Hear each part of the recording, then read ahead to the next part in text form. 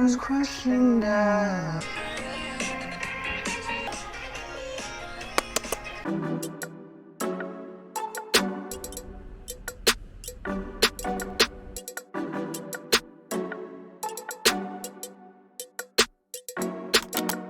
Hello tout le monde, j'espère que vous allez bien, voilà.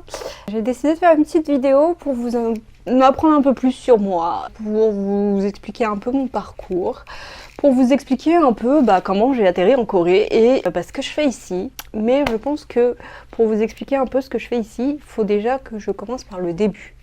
Donc le début, c'est tout simplement que de base, j'étais intéressée par la Corée. Je pense qu'on a peut-être 90% d'entre nous ont eu cette petite période K-pop, drama, voilà. J'ai eu cette période, il y a très longtemps déjà. Oh mon dieu, j'ai l'impression d'être vieille. Donc, il y a à peu près une dizaine d'années, j'ai commencé les cours de coréen. Quand j'étais au lycée, voilà, j'ai commencé à prendre des cours de coréen à la... J'arrive jamais à me rappeler du nom. Au Centre culturel coréen, voilà. J'habitais à Paris, donc c'était assez simple pour moi d'aller au Centre culturel coréen. Enfin, à Paris, autour de Paris. Donc j'ai décidé d'aller au Centre culturel coréen et de prendre des cours de langue là-bas pour en apprendre plus sur la Corée, puisque je voulais un peu dépasser le cadre de juste la musique, juste la K-pop, juste les dramas, tout ça. Je voulais vraiment en apprendre plus sur la culture et voir si la Corée c'était vraiment un pays qui m'intéressait et peut-être, je sais pas moi, sur le long terme, un pays auquel je voulais m'intéresser tout simplement pour y vivre sur le long terme en fait. Je pense qu'on a tous eu ce petit rêve de vivre en Corée ou de vivre aux États-Unis ou de vivre, je sais pas, en Chine, au Canada, tout ça. On a tous eu une période de nos vies où on voulait partir ailleurs. Et moi, je sais que cette période, elle est arrivée très vite, elle est arrivée au lycée. Et les États-Unis, ça m'intéressait pas vraiment plus que ça, mais c'est vrai qu'en commençant à m'intéresser à la culture coréenne, je me suis dit pourquoi pas la Corée en fait. Donc j'ai commencé à prendre des cours de coréen et puis de fil en aiguille, je me suis retrouvée dans une licence. Tuna La licence LLCER coréen, salut mon bébé. Mon bébé. Donc en licence LLCER coréen, que j'ai fait pendant 2 ans. Enfin 3 ans plutôt, mais j'ai fait que 2 années puisque j'ai redoublé ma 2e année. Hi baby, 잘하고 있어? 잘하고 있어? Bref, désolée. Donc, j'ai fait 3 années, mais en fait ma 3e année c'était le redoublement de ma 2e année de LLCER. Et en fait, j'avais pas plus apprécié que ça l'expérience puisque les cours étaient bien. Les cours étaient très bien, mais il y avait beaucoup plus de cours sur la culture que de cours pour apprendre le coréen. Et j'avais pas l'impression d'avancer dans mon coréen, j'avais pas l'impression de m'améliorer. Donc j'ai décidé d'arrêter, puisque voilà, j'en avais appris énormément sur la culture déjà. Et j'ai décidé de commencer à travailler, puisque j'avais pas d'autres études en tête. Donc j'ai travaillé pendant peut-être 3-4 ans. Et pendant ces 3-4 années, je suis venue plusieurs fois en Corée, donc je suis venue 3 fois pour les vacances. Une première fois en 2016 où j'ai passé 3 mois en Corée avec une personne avec qui malheureusement je ne suis plus amie aujourd'hui. Enfin non, heureusement je ne suis plus amie aujourd'hui puisque cette personne a fait énormément de mauvaises choses. Je pense que je ferai une story time où je vous parlerai de plus en profondeur de tous les dramas qu'il y a eu autour de cette personne. Puisque vraiment c'est le genre de personne que vous pouvez rencontrer en Corée malheureusement et je pense qu'il faut s'éloigner de ce genre de personnes.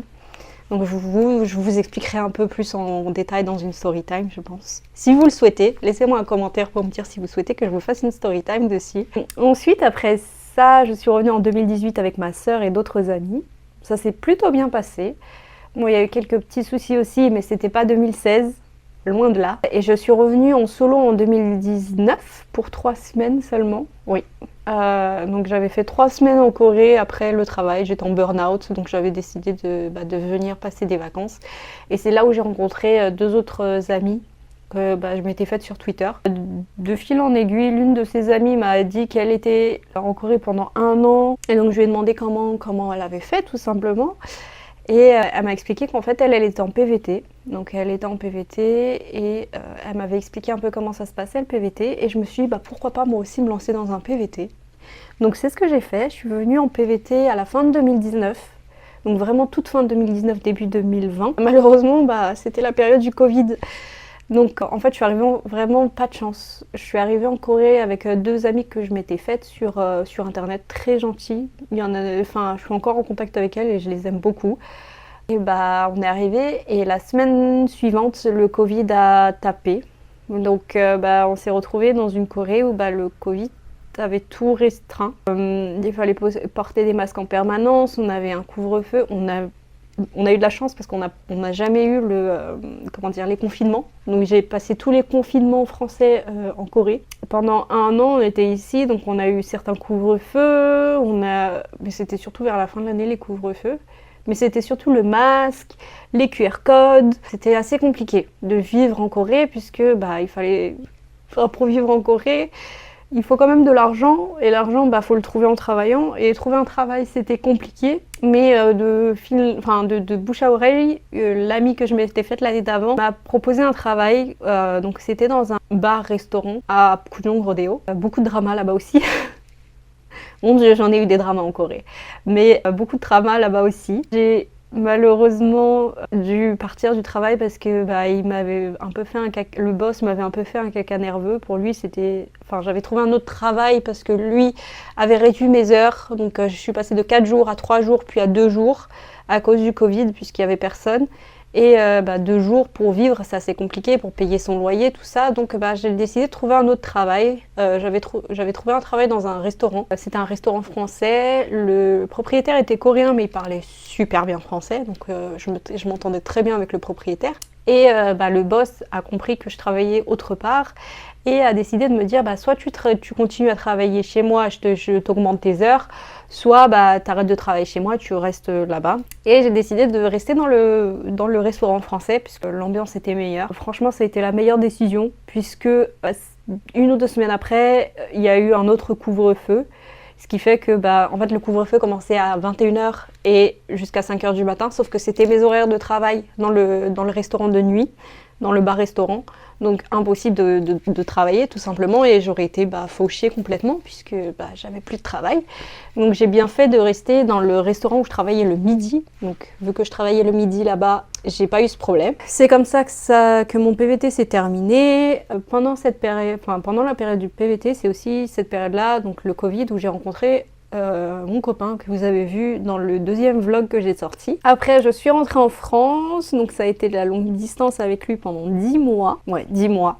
10 mois où j'ai travaillé chez Amazon de nuit. C'était terrible, mais ça m'a fait beaucoup d'argent. Donc à la fin, j'étais contente de pouvoir revenir en Corée. J'ai pu payer mes 3 semestres de langue, j'ai pu payer mon loyer, j'ai pu tout faire en étant tranquille. J'ai travaillé aussi en Corée, donc j'ai fait 3 semestres de langue ici, ce qui revient à peu près 9-10 mois. Pendant ces 10 mois, j'ai travaillé dans un autre restaurant. Là, c'était un restaurant américain.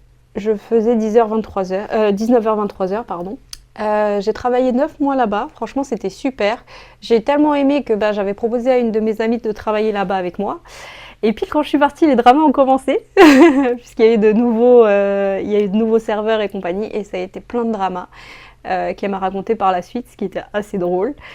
Donc je suis rentrée en France à la fin de ce truc, donc c'était le 1er septembre 2022, donc 1er septembre 2022, je suis rentrée en France. Je suis restée 5 mois en France à peu près, puisque je suis revenue en Corée février 2023, mi-février 2023, oui. Et donc à mi-février 2023, je suis revenue pour cette fois-ci aller à l'université. Donc là en ce moment, je suis à l'université. L'université en Corée, c'est pas 3 ans, c'est 4 ans. Donc c'est des bachelors. J'ai fait déjà ma première année. Je viens de terminer ma première année, je suis en vacances. Mais il me reste 3 années à faire. Donc j'ai 3 ans à faire en Corée, en plus. Après, j'aime beaucoup l'université ici, je trouve que c'est très différent de la France. Je pense que là aussi, tout ce qui est cours de langue, cours à l'université, les différences entre la fac en France et les différences entre la fac en France et la fac en Corée, je pense que je ferai une grosse vidéo dessus.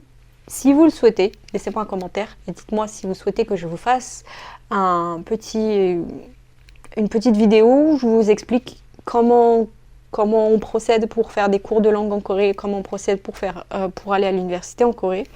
Je pense que je vous ferai une vidéo dessus, comme ça je vous donnerai toutes les astuces et compagnie. C'est cher, je vais pas vous mentir, c'est très cher. Donc vous avez deux choix, trois choix plutôt. Soit vous mettez de l'argent de côté, soit vos parents vous aident, soit vous faites un prêt. J'ai des amis qui ont fait des prêts pour venir étudier en Corée. Et je pense que ça vaut le coup. J'ai énormément de chance, je vais pas mentir, j'ai énormément de chance parce que c'est mon père qui m'aide avec l'école. Après, je dois quand même travailler à côté, mais c'est quand même mon père qui m'aide pour l'école. J'ai mis assez d'argent pour pouvoir travailler les 6 premiers mois en Corée et ne plus travailler ensuite, mais là, il va falloir que je retrouve un travail parce que j'ai plus d'argent. I'm broke. Mais les 6 premiers mois, j'ai travaillé dans un coffee shop. J'ai travaillé dans un coffee shop pas très loin de ma fac. J'ai beaucoup aimé, mais le problème c'est que mon boss était très bossy. J'envoie des messages dès que tu as fini le travail pour te dire ce que tu as mal fait. S'il y a une petite tache dans le fin fond d'un tiroir à droite de la machine à café, je vais t'envoyer un message pour te dire qu'il y a une petite tache dans le fin fond, dans le tiroir au fin fond, avec la petite photo pour te dire qu'il y a une tache là-bas. C'était énormément ça, donc j'ai décidé d'arrêter et de me concentrer sur mes études pour un semestre. Et là, je vais essayer de trouver un autre travail. Extrêmement compliqué de trouver un travail en Corée, mais c'est faisable, surtout en PVT. En PVT, c'est beaucoup plus facile. Je veux dire, c'est énormément plus facile. Je sais plus parler français, mais c'est beaucoup plus facile en PVT. Pour ce qui est de l'école, plus les cours plus le travail, c'est un peu plus compliqué, mais c'est trouvable aussi. Je pense que je vous ai expliqué un peu mon parcours, ce que j'ai fait ici jusqu'à maintenant. Pour le futur, j'essaierai déjà de terminer mon bachelor. Pour moi, c'est mon objectif pour l'instant.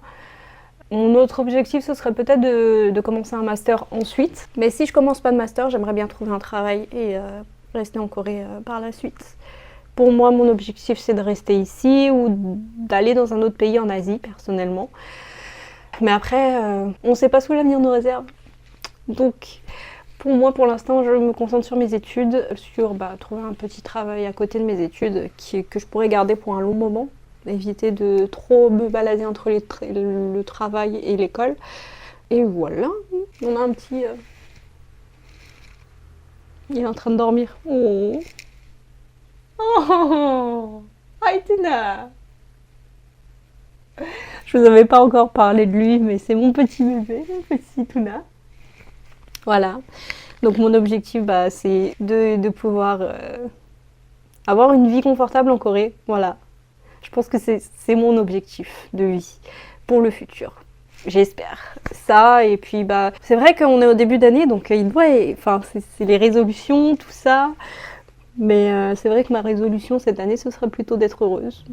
De rester heureuse. Pas d'être heureuse, de rester heureuse. Parce que je suis quand même contente de ma vie, de tout ce que j'ai accompli jusqu'à maintenant. Et j'espère pouvoir continuer comme ça. Voilà, si vous avez d'autres questions du type, je sais pas moi, comment trouver un appartement en Corée, ce type de questions, dites-le moi en commentaire. J'essaierai de vous faire une vidéo déjà pour vous expliquer comment trouver un travail, pour vous expliquer comment aller à l'école ici, si c'est ce que vous voulez faire par la suite. Et voilà, si vous avez d'autres questions, n'hésitez pas à me les poser. Moi, j'essaierai de faire des vidéos dessus pour vous expliquer au maximum ce que je peux de mon expérience ici. Et voilà. J'espère que la vidéo vous a plu. J'espère que vous vous portez bien. Voilà, j'espère que 2024 va vous apporter tout ce dont vous rêvez. Je vous fais de gros bisous. Et je vous souhaite un bon début d'année et tout le bonheur du monde.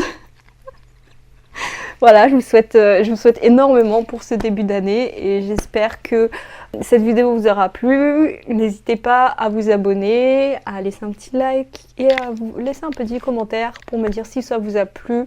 La chaîne est encore très petite, mais je fais mon maximum pour vous donner tout ce que j'ai. Donc voilà, gros bisous à vous, portez-vous bien et à dans la prochaine vidéo. Bye.